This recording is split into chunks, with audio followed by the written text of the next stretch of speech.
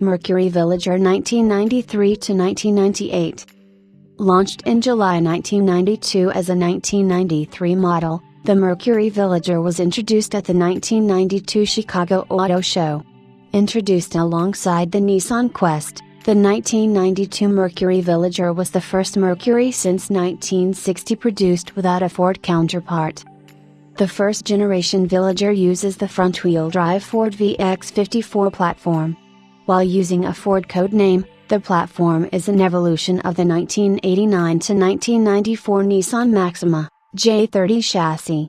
Using a 112.2-inch wheelbase, the chassis shares nearly an identical wheelbase with a standard wheelbase 1984 to 1995 Chrysler minivan, an inch longer than a short wheelbase Chevrolet Astro. The Villager uses McPherson struts for the front suspension and leaf springs for the solid rear axle. The front brakes were vented discs with rear drums. Anti-lock brakes were fitted as standard equipment. The first generation Villager, and its Quest counterpart, was powered by a single engine through its production. Sharing its engine with the Nissan Maxima, the Villager was powered by a 3.0 liters Nissan VG30 EV6.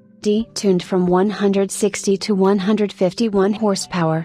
A Jatco-supplied 4-speed automatic was the sole transmission offering. In the development of the VX54 model line, Ford requested several design changes from Nissan before it would use the engine. Along with making the VG30 a non-interference engine, Ford requested the addition of an oil level sensor and the relocation of the oil filter assembly, for better access. At 190 inches long, the first generation Villager nearly matches the extended length 1991 to 1995 Chrysler minivans in length.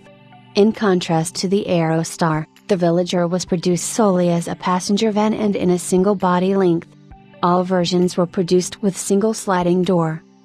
In line with the Mercury Sable and Mercury Topaz sedans, the Villager was distinguished from its Nissan Quest counterpart by its front light bar grille.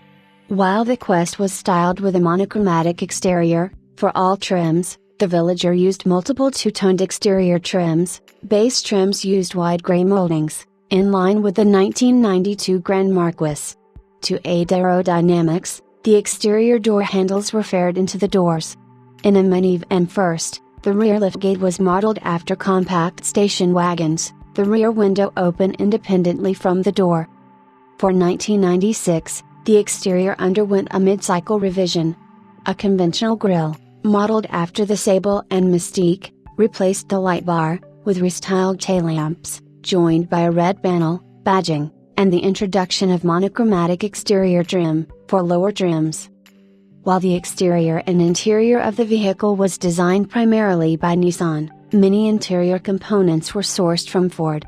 In line with the Aerostar, the Villager was equipped with optional rear seat radio controls and air conditioning vents. Along with folding, removable second row seats, bench or bucket, dependent on trim, the third row bench seat was mounted on sliding tracks, allowing the interior to be reconfigured, for passengers or cargo, without its removal. To meet passive restraint requirements, the Villager was initially equipped with automatic seatbelts, the only American market minivan to do so. For 1994, a driver's side airbag was added, with dual airbags becoming standard for 1996, replacing the automatic seatbelts. For 1993, the Villager was offered with GS and LS trim levels, in line with Mercury sedans. The second row seat of the GS was a two-passenger bench seat. The LS was available with either a bench seat or two bucket seats. At its launch, the exterior of the GS was produced with wide gray door, bumper moldings, similar to the 1992 Grand Marquis, switching to monochromatic trim for the 1996 model year, with optional two-tone trim. The LS was offered with standard two-tone trim from 1993 to 1998. In 1994, Mercury introduced the Nautica Special Edition of the Villager. In line with Eddie Bauer Edition Ford vehicles, including the Aerostar minivan, the trim denoted the namesake clothing company. Externally denoted by a blue and white color scheme, with a yellow pinstripe, the Nautica was fitted with multicolor leather seats, blue with white inserts, A complimentary luggage set included Nautica-designed duffel bags. For the 1996, multiple two-tone color schemes joined the blue, white exterior.